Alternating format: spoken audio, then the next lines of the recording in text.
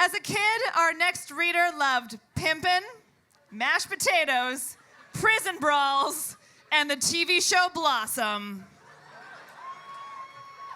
As an adult, he rocks the Dada and eats the surreal. He loves bathing with strangers and crying on buses. Reese is a black belt in the ancient art of thottery, which he will be displaying his thottery skills for you lovely audience members tonight. Please, you guys are in for a treat. Welcome, Reese Mcbeth.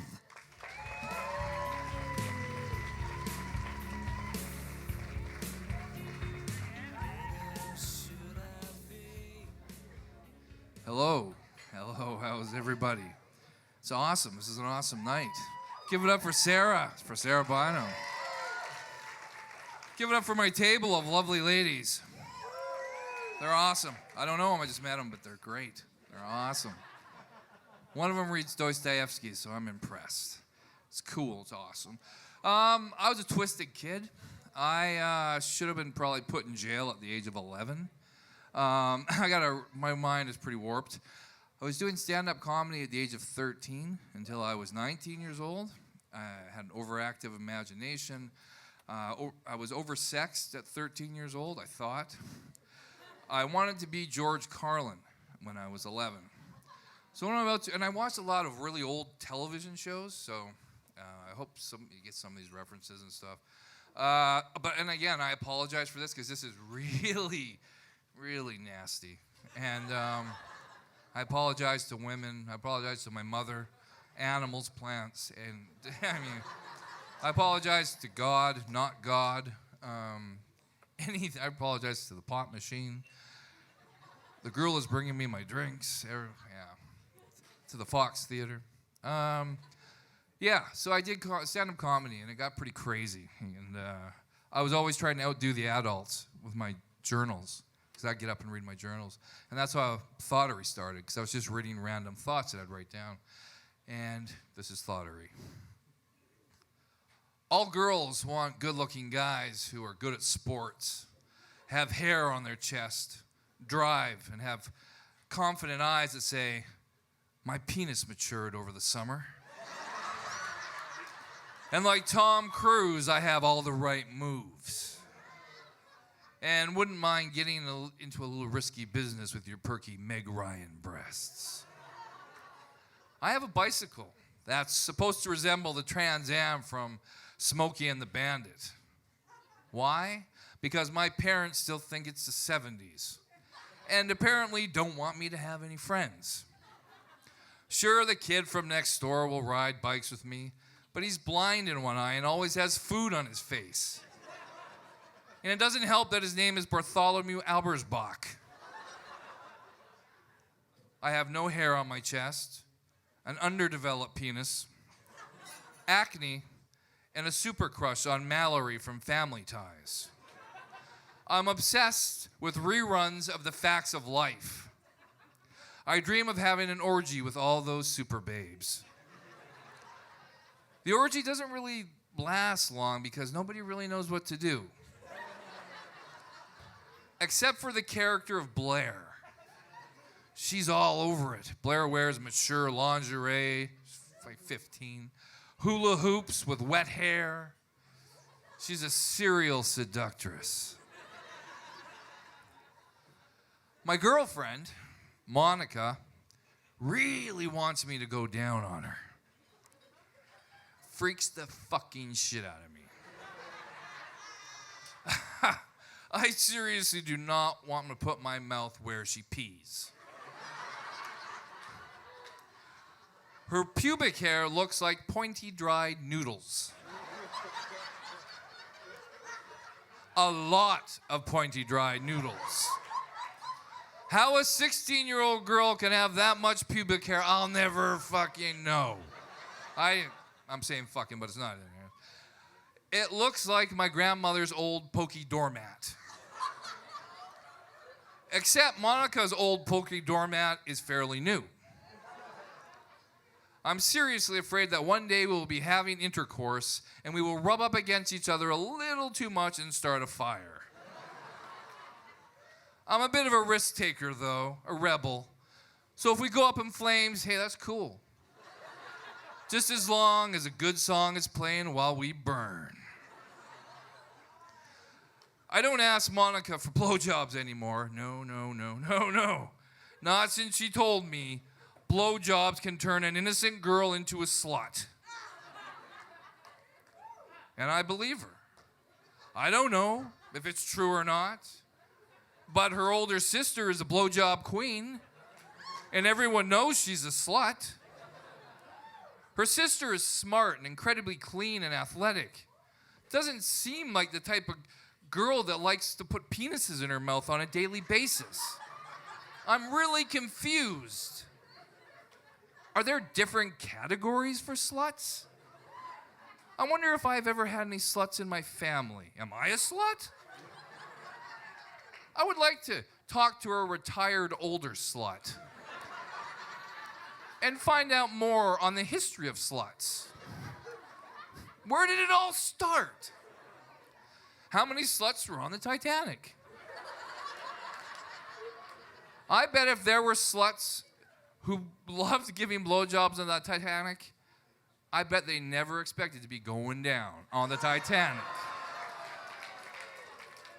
Probably the best joke I ever wrote when I was 15. Brad's sister looks like a ghetto version of Heather Locklear. She's incredibly hot. I get extremely turned on by white ghetto-type girls. By the way she wears her jeans. For a skinny girl, she must have a massive vagina. I don't know. I don't know.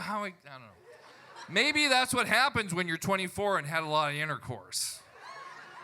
You get a massive vagina. I would still love to mate with her, though. Though she wouldn't find my penis very accommodating. It still has no character or reached its full potential.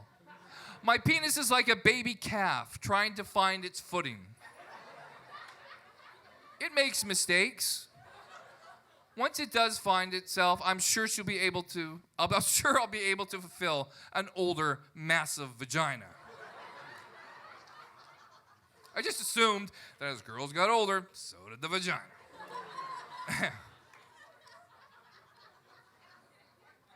This is sort of angry. This is to my girlfriend and to my friend that kept showing me his penis. I'll steal your mind and replace it with sour apples. I want to kick you in your education. I hate you. Your nipples droop. And your boobs look like they were bought at a flea market. Don't tell me my book report is stupid. Your underwear looks like it was bought by an angry florist. You make out like you're having a seizure. It's not good. It's fucking scary. Your personality smells like you bath in rocks, bitch. I hate you so much I named my right hand after your mother. And oh yeah, your mother gives good right hand. Your mother looks at me like I'm a walking hard-on. If your kindness was as big as your mother's boobs, you would be Mother Teresa. But it's not. Your kindness resembles a murder scene. And not the movie murder scene, a real murder scene with blood and like a chopped off head. Your I'm horny face is so nasty, it could literally give people cancer. Oh, is that too much? Well, so are your smelly farts. Who farts while making out? Nobody. Oh yeah, I forgot. Satan. Satan does. You have evil Satan farts. Maybe you are Satan, because only Satan makes out with Lionel Richie's Dancing on the Ceiling playing.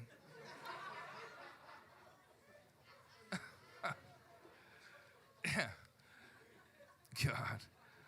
My girlfriend is sleeping with my best friend who has a huge penis. And I know this because he showed me. Actually, he would show anyone who wanted to see it. It's the size of Godzilla. He was known at school as the kid with the giant penis. My hormones for a horse. Hormones, friend or foe, I don't know. One night, my hormones led me into the living room of an older girl who was incredibly sexy. So sexy, she turned my penis into an agoraphobic. I could hear my penis talking to me. Please don't sleep with her. Dude, don't sleep with her. She's out of our league. We will be humiliated. Your parents don't have the money for another psychiatrist. My penis was right. She was a fiery seductress that probably expected more than 1 or 2 minutes. I needed to leave, but I couldn't. Out of nowhere, her speed freak parents appeared and sat on a love seat that looked like it was made out of food. They were extremely paranoid and discussed movie-themed birdhouses, 1,000 of them, that were to be built that night. The mother started talking to me in facial tics and overly dramatic hand gestures. Her voice was unsettling. Her left breast dangled out of the right side of her shirt. I gotta say, for an older woman, she had an extremely sexy left breast. It made my balls feel like dancing. I never thought I could be sexually attracted to a mature speed freak's left breast. I had a mind boner 20 feet long ready for liftoff. That's the night I realized I was a freak.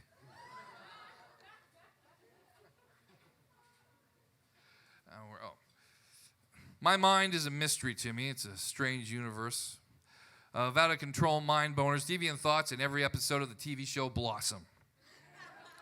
My mind is a Motel 6 with a dim light bulb in every room. Sweaty men in tank tops with "I have a prostitute in the trunk of my car" face. Walk the halls late into the night. That's until crooked cops with sleazy comb-overs show up with scantily clad drunk underage girls looking for a daddy start playing adult hide-and-go-seek. That's until the drugs and bouncy castle arrive. That's usually when someone in a clown costume is kidnapped by extremely limber, psychotic midget wrestlers. I seriously think in a former life I was a flamboyant midget wrestler with a massive penis. Then one day I received a stigmata while receiving oral sex from a transsexual. I don't have a massive penis of destruction, but what it doesn't have in length, it makes up in creativity.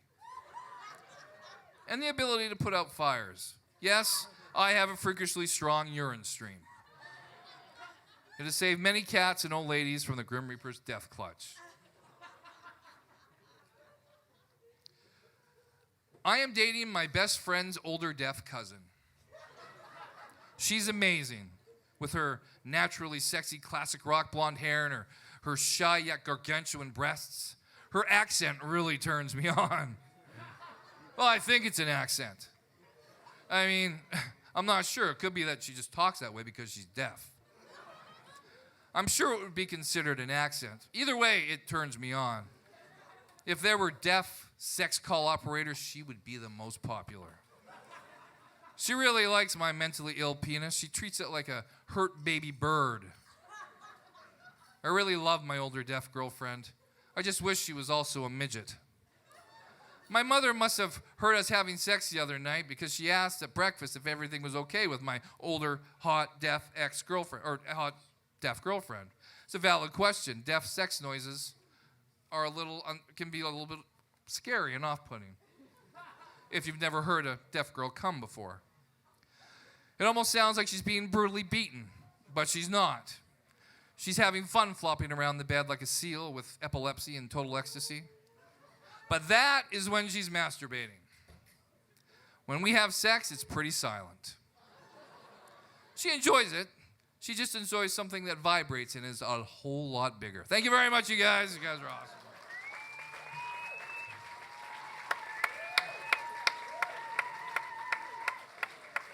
Right? Teenage boys' brains. Give it up for Reese Mcbeth. Right? So that's what's going on in a lot of teenage boys' brains, right? Men in the house, baby? Crazy.